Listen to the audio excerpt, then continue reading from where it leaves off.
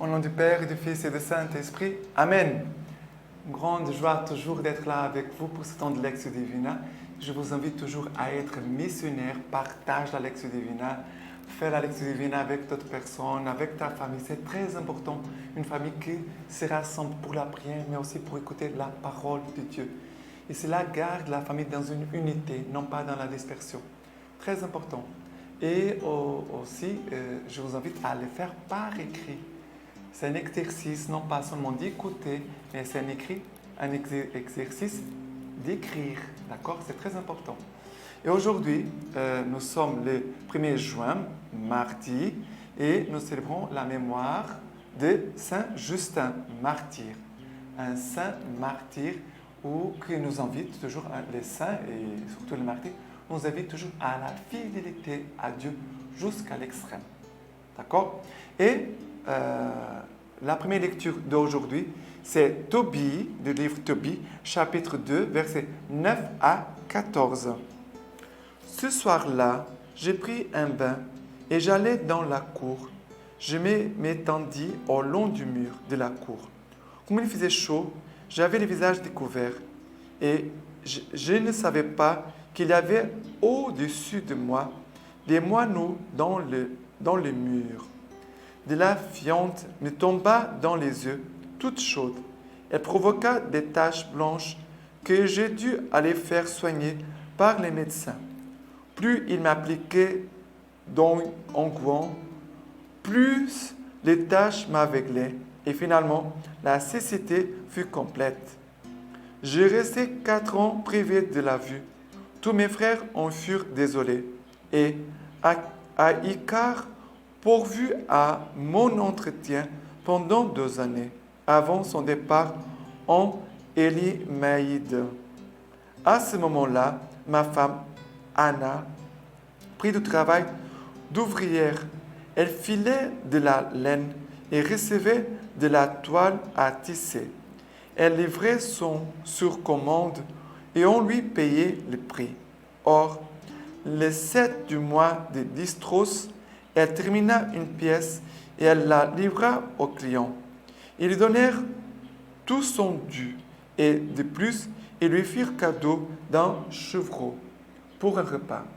En rentrant chez moi, le chevreau se mit à bêler. J'ai appelé ma femme et lui dit « D'où sort ce cabri? Et s'il avait été volé, rends-le donc à ses maîtres. Nous n'avons pas le droit de manger les produits d'un vol. » Elle me dit, mais c'est un cadeau qu'on m'a donné par-dessus le marché. Je ne la crus pas et je lui dis de le rendre à ses propriétaires. J'en rugissais devant elle. Alors elle répliqua, où sont donc tes aumônes? Où sont donc tes bonnes œuvres? Tout le monde sait ce que cela t'a rapporté. Alors, qu'est-ce qui se passe ici? Une petite dispute de la vie du couple. Ça peut arriver dans tous les couples. Mais à cause de quoi? Bon, on faut voir les choses en ordre. Ici, il y a Tobie qui est aveugle et sa femme Anna va recevoir le fruit de son travail, l'argent et un chevreux. Et il dit non, il a eu comme un pressentiment, on peut dire une intuition, que cela n'était pas juste. Il demande à son épouse de rendre, de donner à nouveau à son propriétaire le chevreux. Il ne voulait pas les garder. Et ça, c'est déjà un enseignement. On ne doit pas garder quelque chose qu'on n'est pas sûr que ce soit quelque chose d'honnête. Parce qu'ici, c'est cela. Tobie, il se demande, mais est-ce que c'est juste ce truc-là? Et comme il n'est pas sûr, il préfère rejeter, dire non, je ne veux pas. Mais dans la dispute du couple, parce que la femme voulait garder, lui disait non, elle va jeter à la figure de Tobie, il va dire, mais regarde, où sont tes aumônes? Où sont tes bonnes œuvres? À quoi là, quand elle dit cela, elle est en train de dire, Mais à quoi tout ce que tu as fait a servi pour que tu te trouves aveugle maintenant? Elle est en train de dire, mais regarde, tu as fait du bien, regarde ta récompense. Tu n'as rien et tu es aveugle. Moi, je travaille et j'ai quelque chose de bon. Et en même temps, elle est en train d'aller plus loin. Elle est en train de dire, mais ton Dieu t'a abandonné. Tu as fait de l'aumône, tu as fait des bonnes œuvres et ton Dieu t'a abandonné. Il ne t'a pas protégé, il ne t'a pas aidé, il ne t'a pas délivré de l'aveuglement, de la cécité. Voilà. C'est vrai c'est une attaque à la foi de Tobie. Quelque chose de très important. Parfois, il y a des gens qui vont nous poser des questions et qui vont comme que vouloir nous faire douter de Dieu. Et même de dire, mais tu fais des sacrifices, tu fais des bonnes choses, et cela ne sert à rien. Alors, laisse tout ça tomber. Ne fais pas des efforts. Pourquoi aller à la messe? Pourquoi les prières? Pourquoi tout ça? Ça veut dire que les gens sont en train de vouloir t'éloigner de Dieu. Ils vouloir t'éloigner de la foi. Ils vouloir t'éloigner du projet de Dieu. Regardez, dans le livre de Tobie, nous allons voir Dieu a un projet. Nous disons toujours, tout concourt au bien de ceux qui aiment Dieu. Dieu ne permet pas un mal si Dieu ne veut pas enlever un bien plus grand. Dieu ne permet pas un mal si ce n'est pas pour enlever un grand plus bien, un bien plus grand. Mais voilà, ici, faites attention parfois aux disputes. Il y a ce que nous pouvons dire, il y a parfois, on va se regretter. Ce que tu as dit, regarde. On doit faire attention à notre parole. C'est pour ça que nous devons nourrir notre cœur de bonnes paroles. La parole de Dieu, bien sûr. Sinon, tu vas nourrir ton cœur de mauvaises paroles, de mauvaises pensées, et après, c'est cela que je vais sortir. Et que ça peut tout casser. Ça peut tout casser. OK? Maintenant, les psaumes, c'est le psaume 112, versets 1, 2, 7, 8 à 9. Alléluia! Heureux l'homme qui craint le Seigneur et se plaît fort à ses préceptes. Sa lignée sera puissante sur la terre et bénit la race des hommes droits. Ne crains pas d'annonce de malheur. Ferme est son cœur, confiant dans le Seigneur. Son cœur est assuré et ne craint pas. À la fin, il toisera ses oppresseurs. Il fait largesse et donne aux pauvres. Sa justice demeure à jamais. Sa vigueur rehausse son prestige. Alors, très important ici. Regardez, on va écouter. Il dit, heureux l'homme qui craint le Seigneur et se plaît fort à ses préceptes. Ça veut dire qu'il se plaît dans la parole du Seigneur. L'homme qui est uni à Dieu, qui a son cœur et ses pensées proches du cœur et des pensées de Dieu. Première chose. Après, ne crains pas d'annonce de malheur, ne crains pas. Soit nous vivons dans la foi. Nous gardons la foi. Les malheurs, ça fait partie de notre vie. Des souffrances, des épreuves, ça fait partie de notre vie humaine. Nous ne pouvons pas rêver d'une vie parfaite où il n'y a pas aucun problème, aucune difficulté. Ça, ce n'est pas la vérité. Et parfois, il y a des gens qui ont une foi qui n'est pas bien formée, qui croient que pour avoir la foi, parce que comme j'ai la foi, tout doit être parfait dans ma vie. Non! Nous ne pouvons pas oublier que nous sommes disciples du Christ. Nous sommes disciples d'un crucifié. Il est ressuscité. Oui, Jésus est ressuscité. Mais nous sommes disciples d'un crucifié.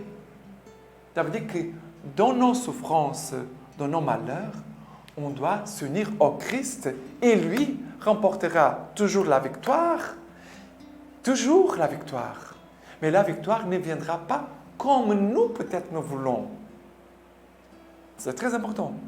Là, regardez, un martyr, nous célébrons Saint-Justin aujourd'hui. Il est allé jusqu'à la mort, supplice, la torture, d'être torturé.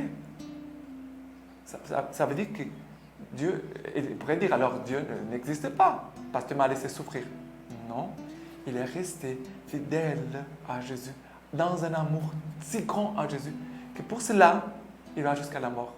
Parce que son amour était plus fort que les souffrances. Son amour était plus fort que les souffrances endurées. Ok? Maintenant, la lecture, l'évangile. Marc, chapitre 12, versets 13 à 17.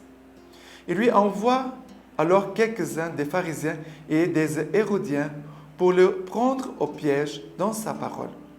Ils viennent et lui disent, « Maître, nous savons que tu es véridique et que tu ne te préoccupes pas de ce qui ce soit, car tu ne regardes pas au rang des personnes, mais tu enseignes en toute vérité la voie de Dieu. Est-il permis ou non de payer l'impôt à César? Devons-nous payer, oui ou non? » Mais lui, sachant leur hypocrisie, leur dit, « Pourquoi me tendez-vous un piège? Apportez-moi un denier que je le voie. » Ils en apportèrent un et il leur dit, « De qui est l'effigie que voici et l'inscription? » Ils lui dirent, « De César. » Alors Jésus leur dit, « Rendez à César ce qui est à César et à Dieu ce qui est à Dieu. » Et ils étaient fort surpris à son sujet.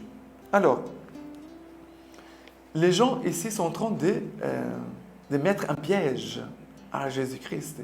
Et Jésus qui connaît les cœurs. Nous ne pouvons pas mentir à Jésus. Jésus connaît ton cœur et mon cœur. Il connaît la vérité ou la fausseté de nos cœurs. Et Jésus, regarde, Jésus dit la parole de Dieu, mais lui, sachant leur hypocrisie. L'hypocrisie, c'est quelqu'un qui fait semblant d'être chrétien, mais dans la vie, concrètement, dans ses actions, ne le vit pas. Il fait semblant d'avoir la foi, mais il ne garde pas la foi, il ne vit pas la foi. Regardez, c'est comme une double vie. Je professe, je vais à la messe, même le dimanche, je suis là très pieux, mais quand je sors de l'église, pendant la semaine, je vis comme si Jésus n'existait pas.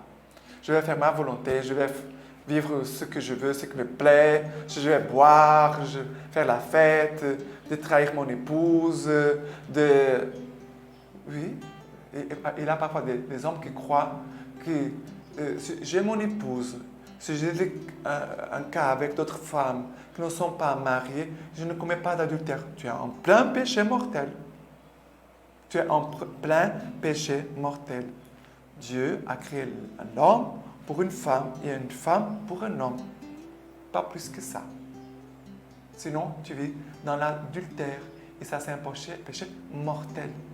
Et parfois, il y a des personnes qui vivent dans l'hypocrisie, qui font semblant d'avoir une vie à la maison, avoir une vie à l'église, mais après, dans l'autre domaine de leur vie, c'est tout le contraire. Tout le contraire.